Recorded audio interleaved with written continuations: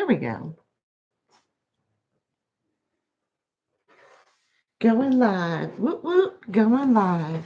We're live. We're live. We're live. Good morning. How are you today? You're going to have to scooch closer to me because I have more light my way.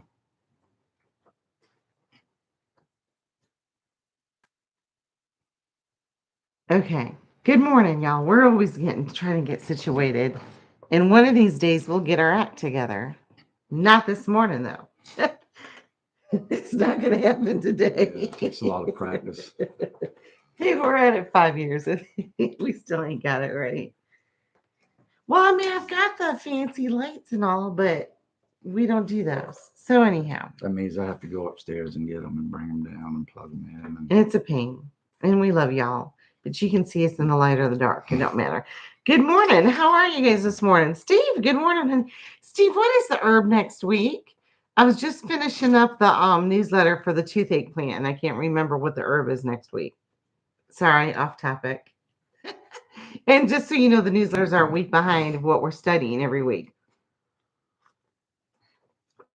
All of this will make sense in a second, I promise.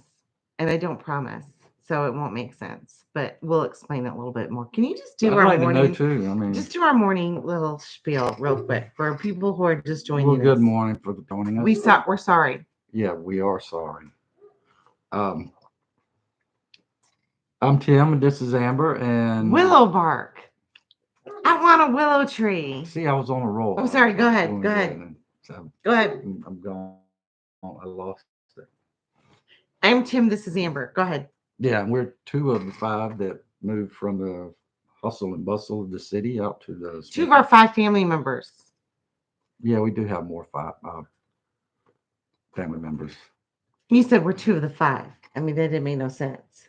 We well, we are two Two of of the the five. 5 Bradshaw family members that moved from Myrtle Beach to off grid here in Tennessee Yes, we by the did. Smoky Mountains. That's where we're at. And then we started the coffee chat so we could have She fellowship. started it because she was Lonely. lonely and she was underneath the staircase, you know, where they kept. Mice. So we just started having coffee live. We can't stream videos, oddly enough. We don't have enough bandwidth. But for whatever reason, grace of God, we're actually able to do a little live thing. Never been able to watch one. So I don't know what kind of hot mess that y'all are looking at. Um, We can make it, we just can't take it. so in every week we just talk about whatever is on our hearts, what's going on in our lives, and you guys do the same. That's where we're at now. So willow bark, let me explain. Willow bark. Good morning, Linda. How are you, honey? Let me guess, that comes off a willow tree.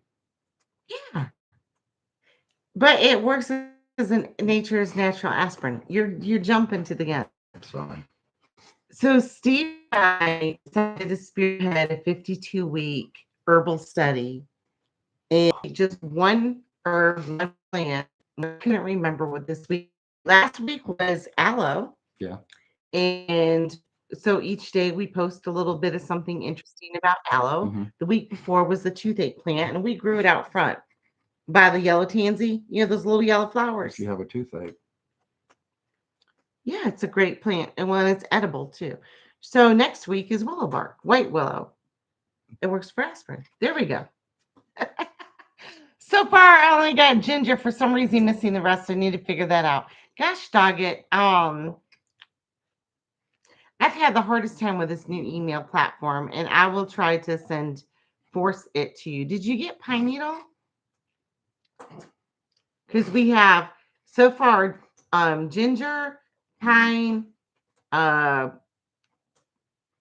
I can't remember what else went out. The free kitchen one, and then today the toothache plant is coming out. Next week will be the aloe. We're a week behind.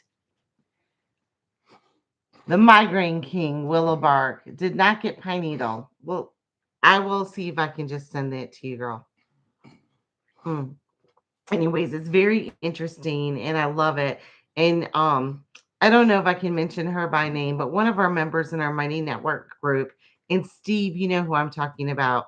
She recently moved here and she's a scientist, and her take on some of the herbs that Hmm. we're studying is much deeper than my understanding, but it's amazing. She medical journals. Want to say she's a neuroscientist. Well, you just got to throw medical terms at me, and I'm lost. I mean, Yeah, and so she gets into that portion of it, and shares some tidbits, and I absolutely love it because she was saying about the toothache plant that she read studies where it could almost act as like a Botox. Yeah. But she made this funny comment. I said, "Well, test it out and let's see how it works." She goes, "Oh, I need to keep my furrowing wrinkles for when my children mess up." yeah, She didn't want to get rid of those and be all like, she wanted to keep them so they knew when they were doing bad. And I loved it. Oh, goodness gracious. Um, Oh, yeah, yeah. Thanks, Steve. Pine, ginger, cinnamon, toothache, aloe, and willow. There we go. So, girl, you should have gotten pine, ginger, cinnamon, and today you get toothache. Next week you get aloe. The week after that you will get um the willow. And the reason being is we're wanting to, well, one, my email platform, I switched it and the new one, it's hard for me to figure out. But the second reason for a week behind is to encourage activity in the group so we can fellowship with each other, and then afterwards when we've gleaned all the information, we share it in the newsletter as well. Plus additional things that you don't see in the groups. There you go. So today, last week when we were having our coffee chat, um, we I was talking, we were talking about giving thanks and all things. Thanks for the fleas. I believe that was last week. Maybe it was the week before. Anyhow. And then I had someone comment about the fleas they were thankful for was the slow traffic and being stuck in traffic. And I said, what better time to have fellowship with God is when you're stuck in traffic? sorry. That was for yesterday. Forgot to take it off. Um, but when we were having coffee, we said, "Oh, next week we'll talk about this." Don't remember what it was. Oh well, if anybody out there knows, So this week kind of been on my mind all week because we briefly talked about it in service, which was Mark chapter 4, the parable where God was talking about sowing seeds. mhm. And so that kind of has been on my mind. And of course, if you guys grow food, now's the time to start, you know, planting your seeds. Hush. They're trying to wake up Lyndon. To start, for a lot of us, anyways, it's time for us to start planting our seeds indoors to Right. start growing our starts. Yeah. And I have several friends that are coming to me wanting to know how to start a garden, grow food. Y'all, if you are seasoned gardeners, if you are seasoned, you've been doing something for years, let's say, I can't remember where they said that takes 10,000 hours at something to become an expert. I think that's the math on it. I haven't had enough coffee. But if you have years of experience doing something and you have good results, right? Say whether it be sourdough bread or say you grow the best cornfield every year, you have a skill, a set knowledge base that you are charged with sharing that information. Don't take it to your grave. Don't put it on a tombstone somewhere. It's your responsibility to share that knowledge with those that want to learn. Never take it for granted that everybody knows what you know because they don't. Something as simple as I don't know how to put a seed in the ground. I don't know how to read a recipe. Mhm. I had talked to, and if I an example, I'm not going to say his name. Well, he's on YouTube, but I work with a young gentleman, college educated, been a manager for years, is now a manager as well, and a very productive business. And he contacted me because he didn't know how to write a check. The owners of the business left a checkbook with him and told him to pay the bills. And he called me up. He goes, Amber, I don't know how to write a check. Yeah. And I'm like, I'm not going to laugh at you. I wanted to laugh, Mm. but I was just like, thank you for trusting me by, to share this information with you. And it dumbfounded me how a college educated adult who's been manager of these successful businesses didn't know how to write a check. Mm. And then I said, I'm going to teach you how to do this because you should have this knowledge. Mm-hmm. That same thing applies for everything in life, really, from opening a can to, working heavy machinery. If you have that knowledge, you also have that responsibility to teach others. With knowledge comes great responsibility. Isn't that what they say? That's what they say, yeah. And No one teaches basic life skills. That's why you're awesome. No, nobody does teach basic life skills anymore. And unfortunately, too, those that don't know, very few of those are implanted with that desire to learn until it becomes an emergency, yeah, right? How many then people you went panic. during COVID and the shelves were gone with bread? Yeah. Next thing you know, the flour is gone, yeast is gone. I mean, you couldn't find yeast or flour or the ingredients to make bread on any shelf. And Amazon, the prices were astronomical. And after like the shelves started getting stocked again, I said, "All right, y'all." On social media, I'm like, "Where's all the pictures of all this fresh made bread that you guys have made during shutdown?" They didn't know what to do with it. They just knew those were the ingredients. Yeah. So, I was more blown away by the toilet paper. oh my gosh, toilet paper. That was crazy. But let's get back to the Yeah, sowing the the sowing the seeds. seed. So many people want to grow their own food, especially they feel that sense of urgency. They don't know who to ask. They Google search the wrong information. And let me tell y'all, with AI taking over the Google search, go on Google, search anything. Your first top results are AI, and it will say AI generated this information. Could be wrong.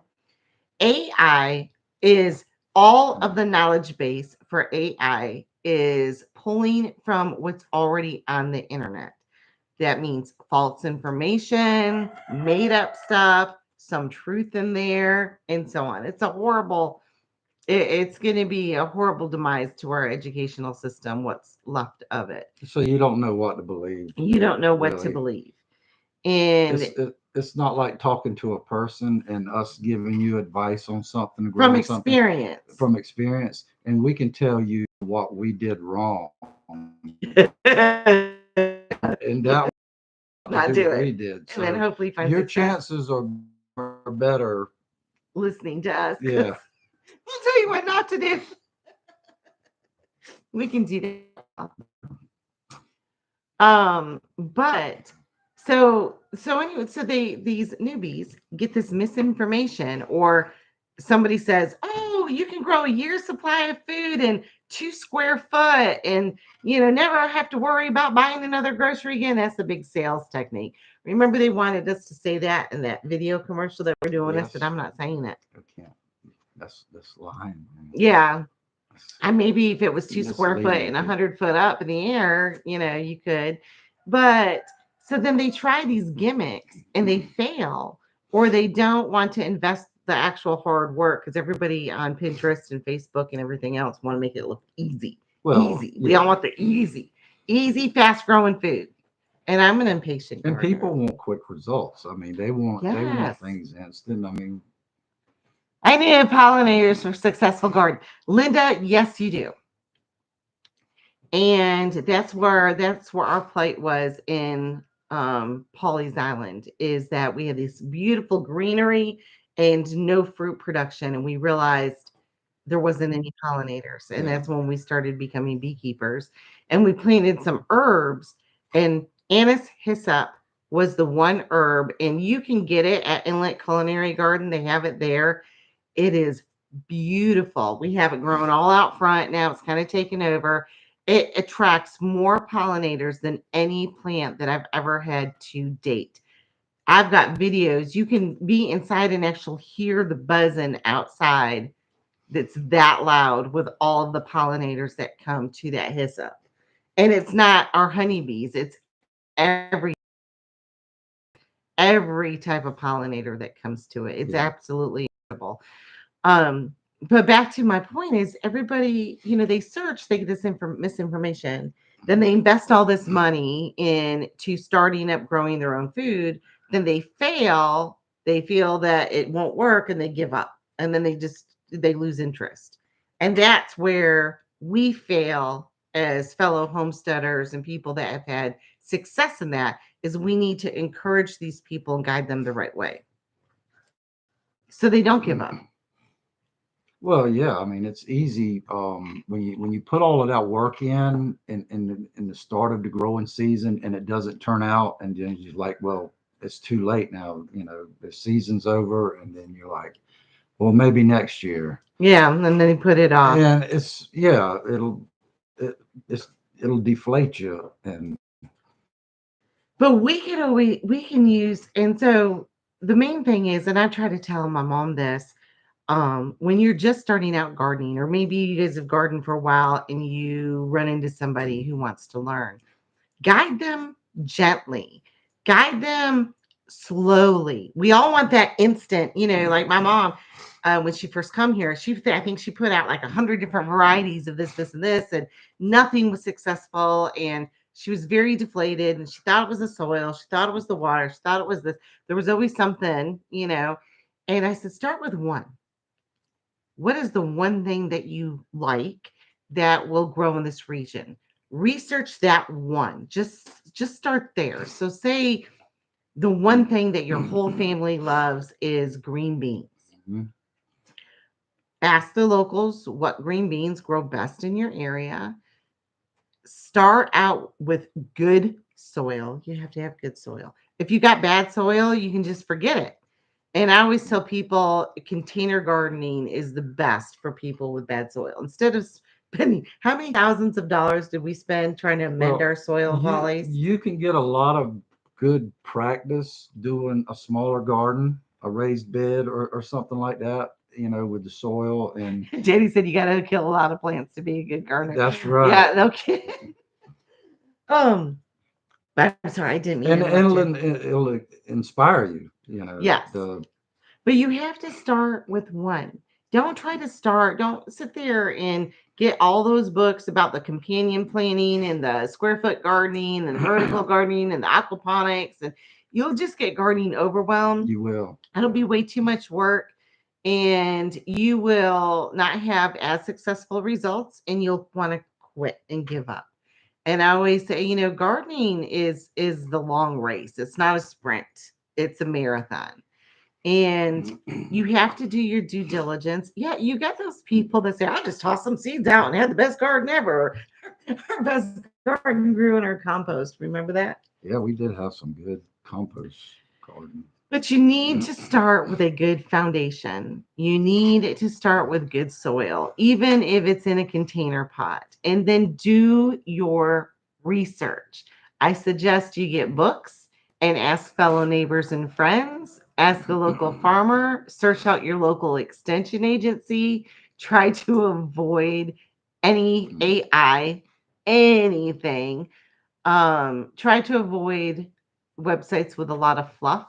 As being a blogger myself and knowing a lot of fellow authors, a lot of times they are research smart and can put together a great article based on just stuff they find on the internet and have no practical application or experience in it themselves. That is the truth. And which is sad. And so you start with one and get successful at that one. And who knows, you could be so successful at that one that you start doing seed saving, and then you start sharing your seeds, and you start sharing information about that one plant with everybody else. I'd rather be good at one thing than not good at 100 different things, Yeah. which is Well, kind of where I'm at. my parents always grew tomatoes and cucumbers. That's all they grew. That's the vanilla thing to And it grow. was just a little small garden bed beside the shop, and they made sure the soil was good, and they grew tomatoes and cucumbers, and they were always in abundance. It was through the summer we always had tomatoes and cucumbers because Everybody loves a good That's tomato and summertime food. cucumber. Yeah, But the other thing too is, and I've but made that's a this good mistake. start. That is a good start. But grow what your family eats. Unless you're going for market or, you just want to try something else. I was really, really good at growing eggplant. And I've shared this story, I don't know how many times. I could grow the heck out of eggplant. Because you don't like it. None of us in our family eat eggplant. My eggplant was the equivalent of everybody else's zucchini, where I was leaving it. Hey, you want eggplant? You want eggplant? You want eggplant? I've tried it every different way. I can't stomach eggplant. It's not a taste that any of us have acquired. And so it doesn't make any sense for us to It's a grow little too eggplant. purple for me. I had white. I had the ghost variety and I had the stripes. Mm. I had everything. I had the dark purple, the white purple, the white, the stripes.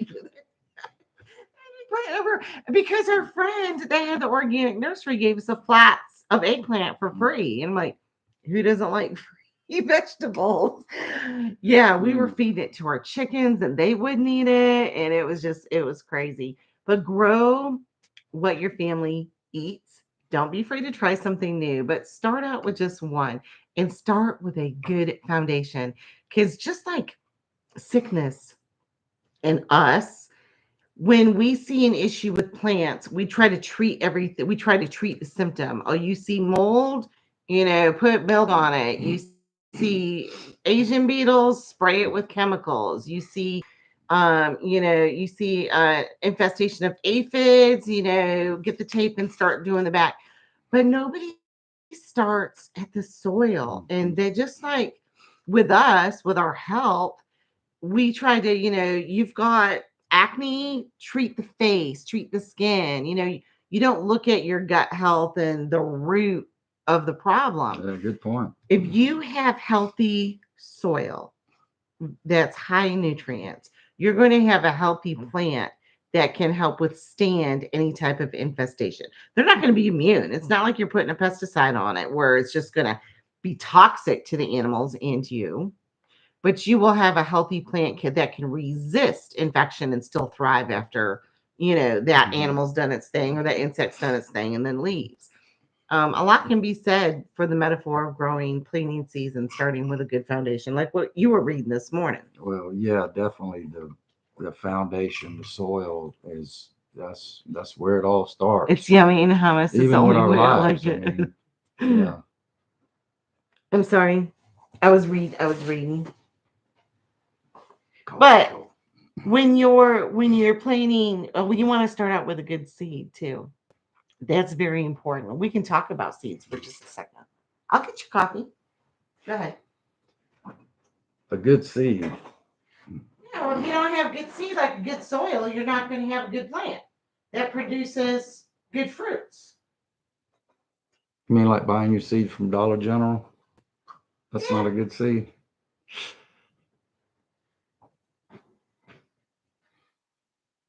Well, you just went quiet on us Well, I mean, there. there's been times when we've saved seeds and replanted them, and some of the heirloom plants and things like that, and they've done good. You get a good Because it's a good, line of a strong, good yeah. yeah a good line of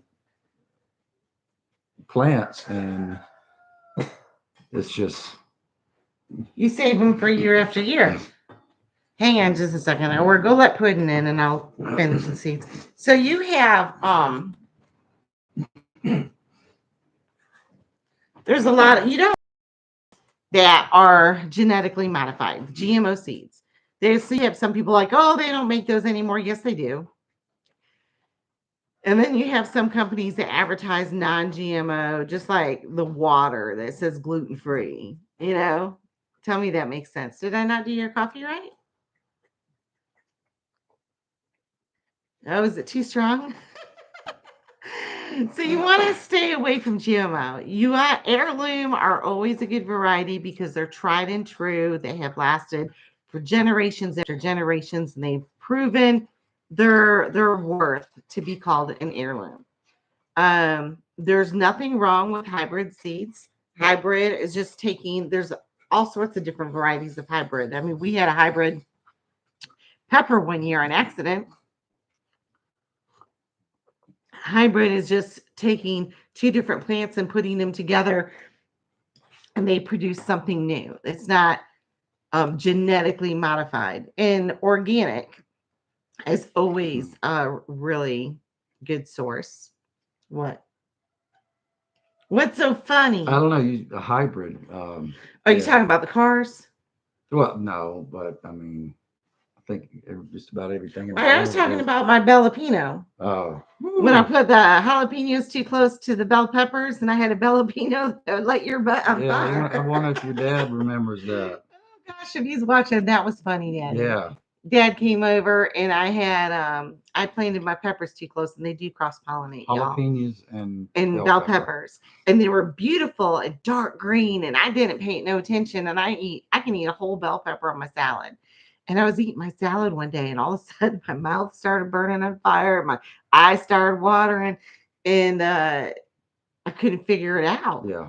And it was the turn bell peppers cross pollinated with the jalapenos, and they like you're on fire. Well, then my daddy was like, I like hot stuff, and he ate one like an apple. He just started biting it like an apple, and Daddy, if you're watching, that was a dumb thing to do. Yeah, I Um, remember we were in the backyard and mm, he grabbed one and just took a bite out of it. I can handle hot And stuff. yeah, it took us a while for the light bulb to come on and to But no, my realize, daddy started crying and choking, yeah, and it was yeah, it was funny. now we know. But anyhow, just like so we were reading in Mark this morning, chapter 4, the parable about sowing seeds Mhm. and sowing your seeds in the good foundation. You know how you just toss them by the wayside on the rock, they won't grow. And if they're not rooted in good soil, they won't. When the sun comes up, they'll shrivel up and die. And if you plant them too close together, in the thorns, they'll be suffocated. But if you plant them in a good solid soil and foundation, they'll produce fruits. And that's the same with gardening. And it's the same with our faith. And it's the same with our health. It's just they're kind of like that full circle kind of effect. Yeah, I think a lot of people, if they'd have read the Bible to start with, they would probably have a good garden. Well, I mean, that truth be Eh? told, that was the very first job that we were entrusted to. God says, told Adam's like, go tend to the garden. What are you messing with? But you're just such a child. Ooh, toy. I'm distracted. Uh, but yeah, so if you can grow, if you're good at anything, growing any one thing, teach that to other people. Okra, tomatoes, whatever. And unless you're using a bunch of chemicals and toxic stuff to do it, Yeah, then don't please don't don't tell, use don't teach chemicals. anybody. Yeah, Don't teach anybody that. Say, oh, yeah, I use Miracle Grow. Okay, we're done talking. No offense. yeah. We're not big fans of the Miracle Grow and Roundup and you know. Anything toxic. Yeah, And Linda, I'm sorry about what you're going through with your neighbor. Linda's had this beautiful garden and everything. And then where Linda lives in the city, and this is where we used to live too, is they do this. They come through with spraying chemicals through the air. It yeah. kills so many of the pollinators. It's really hard to get away from that. If that is your situation, we can talk about that for a moment. We've been very passionate about it and we fought this fight and it's exhaustive. One of our chickens is on Big Red. Well, She's on top of the Big we Red. yeah, and we've had it Uh, done to us here, which we'd never thought that in a million years, somebody the would county would come actually out here and poison our water. come We're on our still land. dealing with that, Yeah, just so you know. yeah. It's frustrating. Mushroom Mountain, Olga, the wife of Mushroom Mountain, has contacted me and she goes, I will help you do this. It's still in the soil, it's still in your water. And that's a whole nother conversation. But yeah, we're still dealing with that. Um, However, if you're dealing with that and if you're in the city and you got a lot of people spraying and everything, and you're like, I can't grow anything outside. My suggestion, and they do kill the pollinators. Linda, if I were you, again, I would get that hiss up. And if they're not expensive, I think they used to sell them in a gallon size container at Inlet Culinary Garden for like $7. They might still be the same price. It wasn't that long ago that they did that. But Plant for pollinators then. If you cannot grow because there's a lack of pollinators, plant for pollinators. Just keep trying and don't ever give up. And then after you see the pollinators start to come back, then you should be able to plant some food. The second thing is, and I firmly believe this is kind of the way that a lot of us need to go, is start to learn how to grow in. It doesn't sound ideal. It doesn't sound perfect, but we're not dealing with ideal and perfect situations right now. And I think we need that alternative. We need that backup plan and it's not just for the chemical spraying, it's also because of environmental. I mean, Yeah. it could be too hot, too cold, not enough light. There could be a drought. There could be too much water.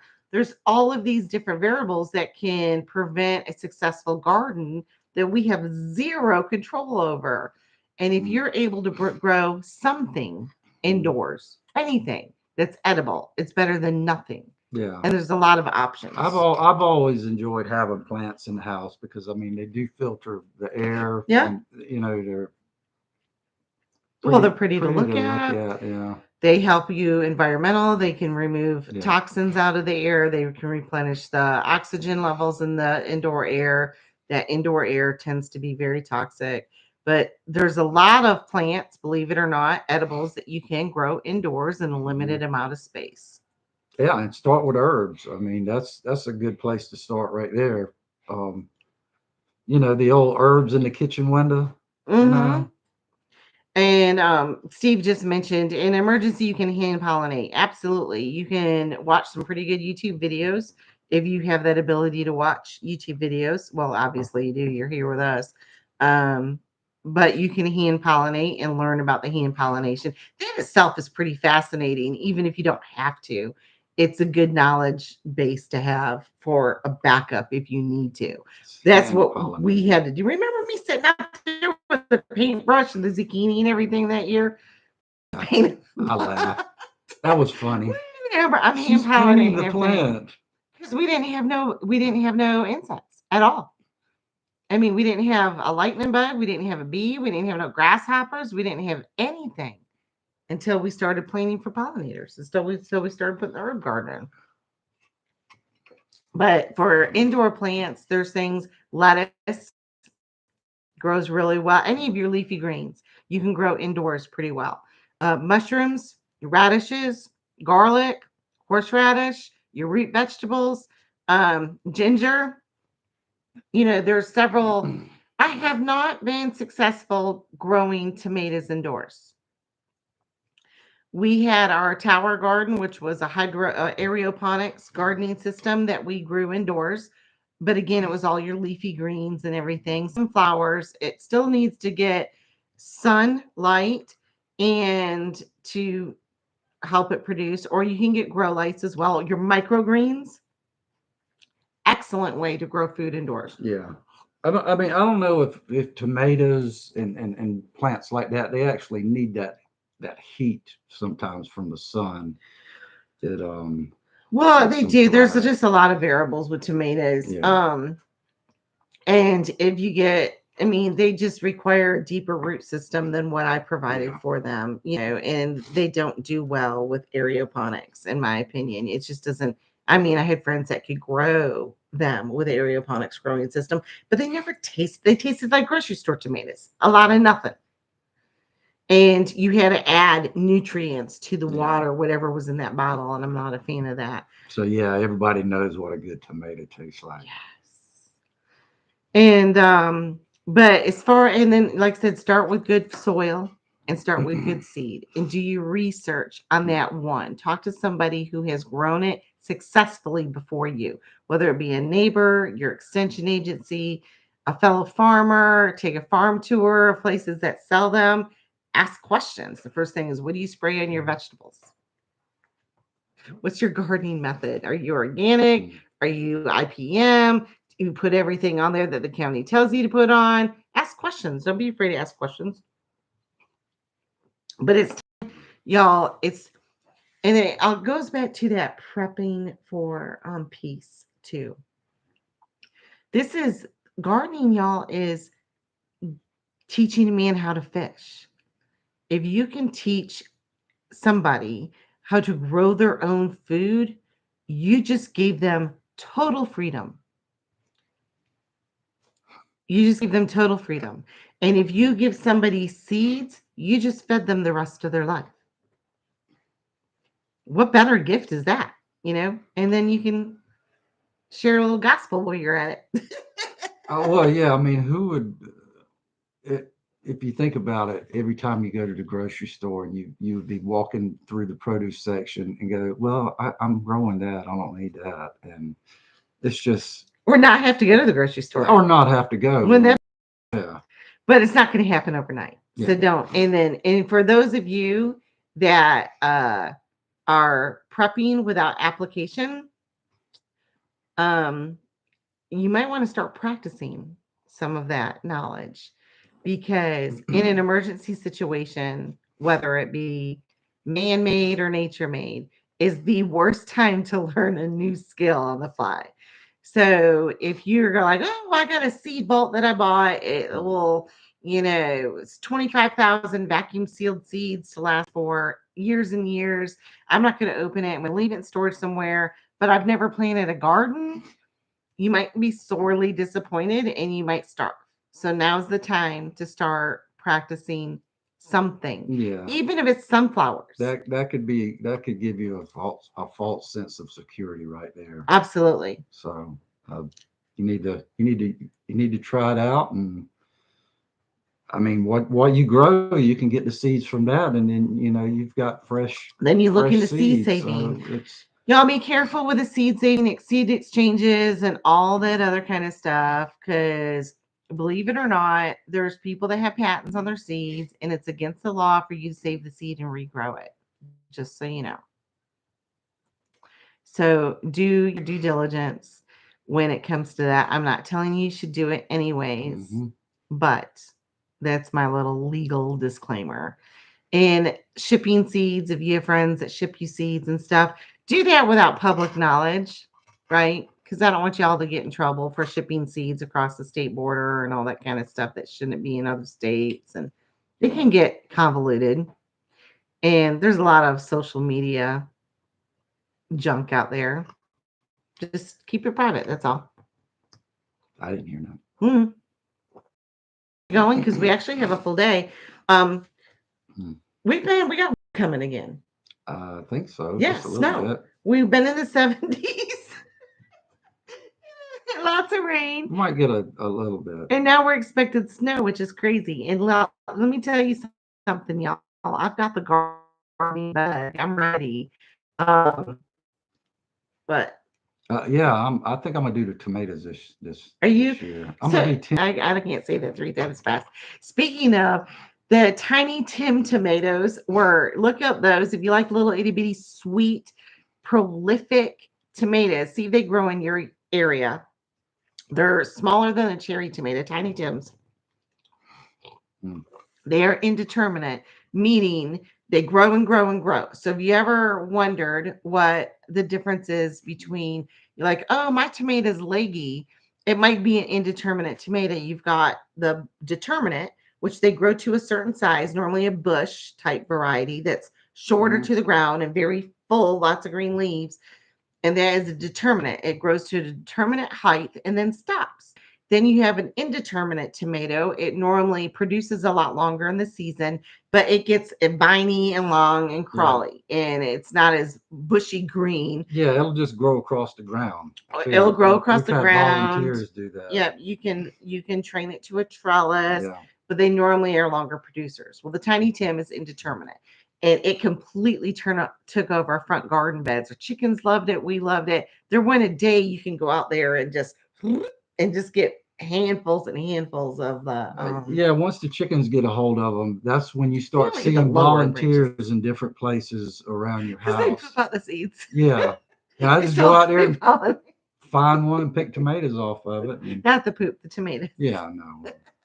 Oh, and the last thing that I have, if you have been successful at growing something in a certain spot, you need to rotate that out the following season or at least 2 seasons later because you will deplete all the nutrients that plant requires from the soil if you plant them in the same spot year after year after year.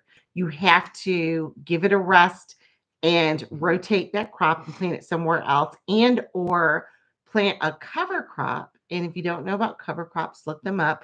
A cover crop is something you plant off season that purposely puts those nutrients that that plant took out back into the soil.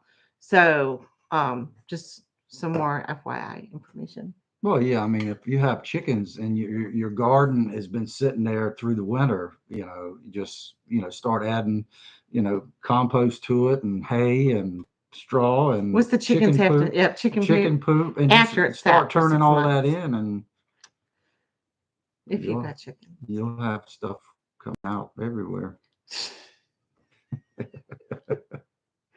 All right, y'all, we're going to let you go. We've got a lot to do today, and I know you do too. It's a beautiful, well, it's gray here, but it's a Saturday, and I'm happy because I don't have to be on the clock all day, although I Yeah. do have to work.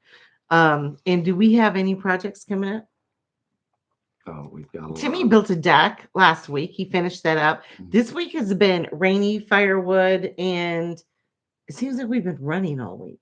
We have I been don't running. like leaving the house. Yeah, We gotta get our focus on because there's too many projects around here that we need to get there's a done. lot.